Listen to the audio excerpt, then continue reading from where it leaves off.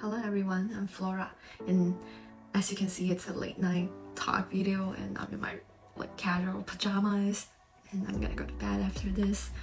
And nighttime always makes me more sentimental than other times, so I figure out that when I want to talk about this topic, I want it to be in a more quiet environment, and I just want this timing, so I figure out that since I have time, I can make this video.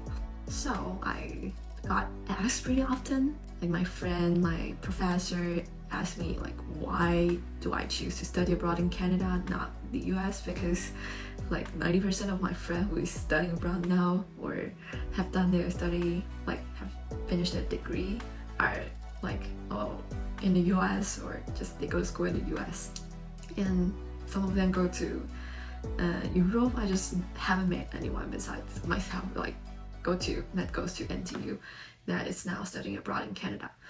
Side notes, NTU stands for National Taiwan University. I'm from Taiwan, so probably because of our history or something like that, most of the NTU students, when they talk about study abroad, United States always comes first.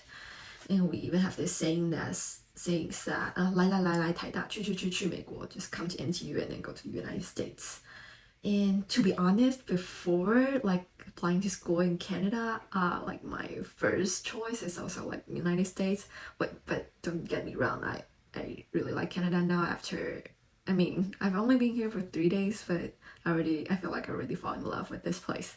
So my first thought is to apply to the school in the United States, but what makes me hesitate is the first thing is definitely tuition, because United States is really famous for how expensive, how unaffordable their high education is, and it's even worse for international students because they charge double, not exaggerating, double or more for international students. And I'm not from, my family is doing pretty well, but I'm not from a really rich family. And also if I'm doing my master degree, or just after I graduate from college, if I want to pursue higher education, I probably have to pay my own bill, and I just don't think I can do that. Even a lot of my friends that's working for some really famous company, they still haven't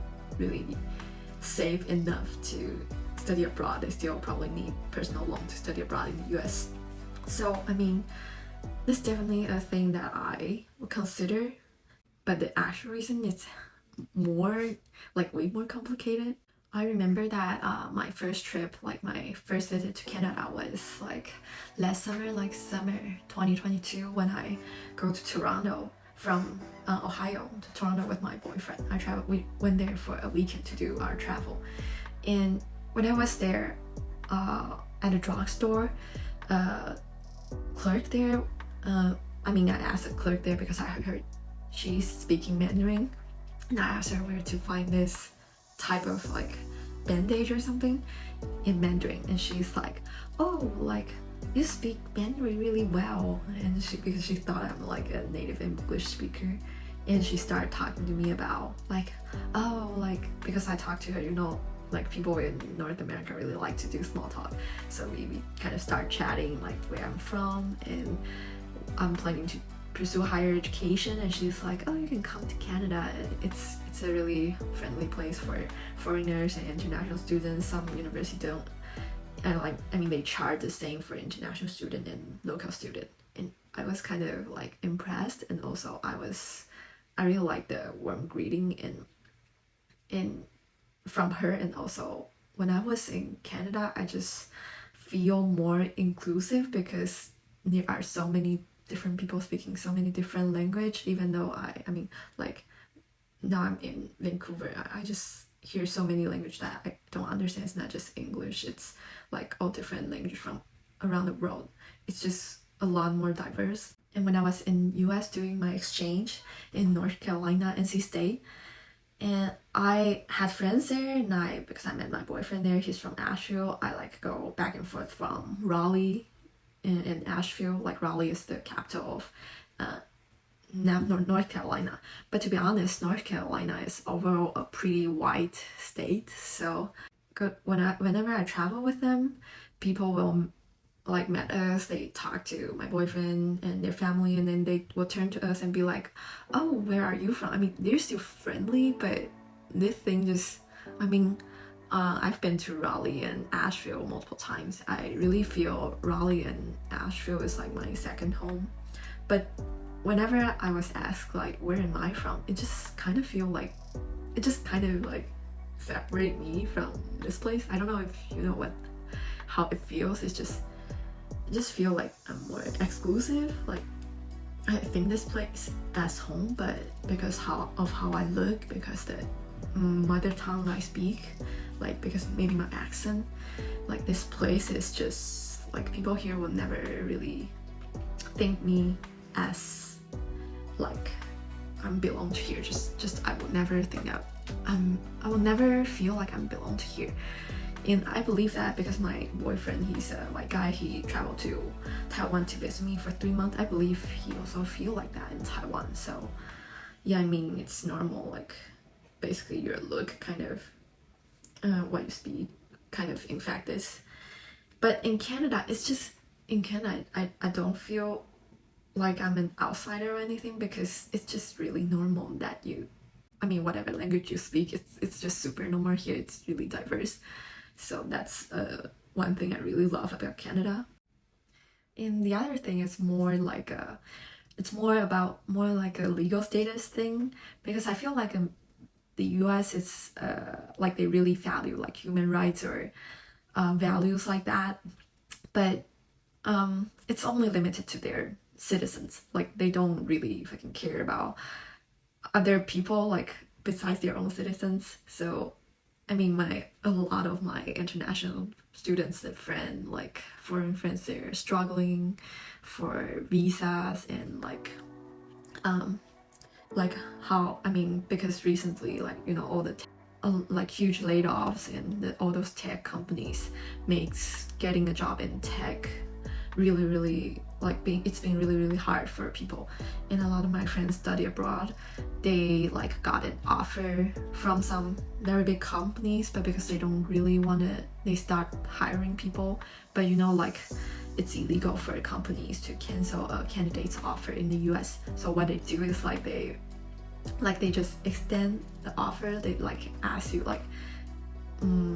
one of my friends, he got an offer and he wants to start working as September, but they just move the start date back to March the other year. But for international student, we can be unemployed over 3 months. So it's kind of the company knows. So what they do is because they can't cancel their offers, so what they do is they force them to give up the offers themselves, because they know these international students have to give up this offer, or else they just won't be able to stay in this country. They will be kicked out. So that's a way to torture them, to be honest. And after even though you get a job and you still you just can't be unemployed, or you always need to be worried about being kicked away. And after maybe 1 year or 3 years, you have to do this visa lottery, H1B lottery, and if you didn't get it, you still have to get kicked out. I think it's just you always have to stay in this fear of not being able, having to give up all the things that you've built here and forced to leave. That's really stressful. And I feel like I don't have enough, I'm not competitive enough to stay, to make it, to actually stay here, because a lot of my friends, they're so brilliant, so talented. They are really struggling. So I just don't think I can do it. But Canada is really friendly to people like us. They embrace people that want to come and join them, because basically 40% of their society are immigrants. So talking about immigration here, or being a foreigner here, won't makes you feel any uncomfortable. I feel nationality thing, it's a really kind of serious problem because it does not only affect my decision choose to study abroad in Canada, not United States, but it also kind of affect my relationship because I didn't really officially talk about this in my videos, in any of my videos, but I do have a video talking about, like dating culture in the United States, and I just learned it from my boyfriend, and he's an American, a white guy, and sometimes this nationality thing just makes me like feel like there is like this huge gap between us that I can never really neglect or ignore. It like kind of create a type of power imbalance between us because for normal couples, I think we will be a really good couple if we are not like international couples, but in this situation, especially when he's an American, and I'm from Taiwan, and a country that even have its even not really being recognized worldwide. On a side note, I'm not saying that I don't think Taiwan is not a country or anything. I love Taiwan, but the thing is that because of him from the United States and me from Taiwan, I feel like a lot of time we have this communication gap, and he will say something like, oh, your ESTA only allow you to stay in the US for 3 months, then maybe you can just stay here for 89 days and go to Canada and come back and it will automatically renew. And I was like, no, because for him, when he visited Taiwan, he went to Japan for a week, and he is allowed to stay in Taiwan for 90 days a time. But when he visits Japan and come back, he's 90 days renew. He got a whole new 90 days, 3 months to stay in Taiwan. And I was like, no, this won't happen to me. The same situation. It's just not the same for me. I can't just go to Canada and come back and get a new whole other 90 days. It just remained the same because we're not Americans.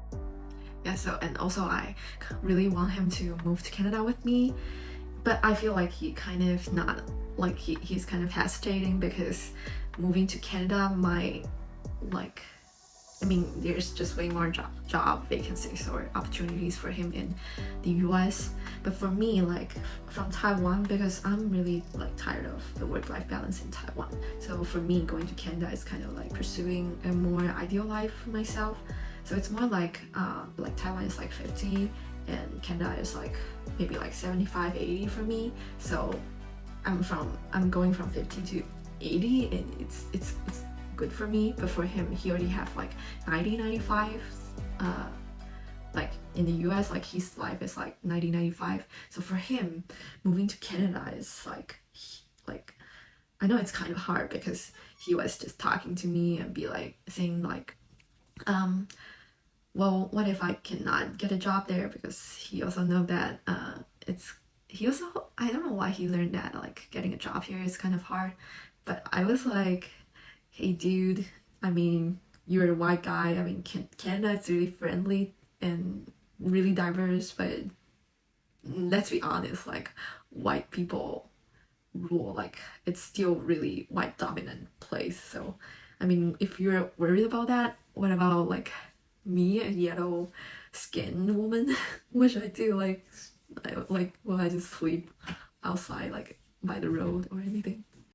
I can feel that he definitely thinks staying in the US it's way more better than staying in Canada, because he will say something oh, the living cost here is still really high, but they just pay less for talents.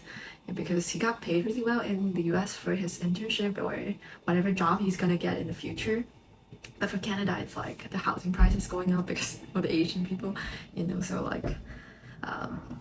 they just don't pay that well. I believe people know that.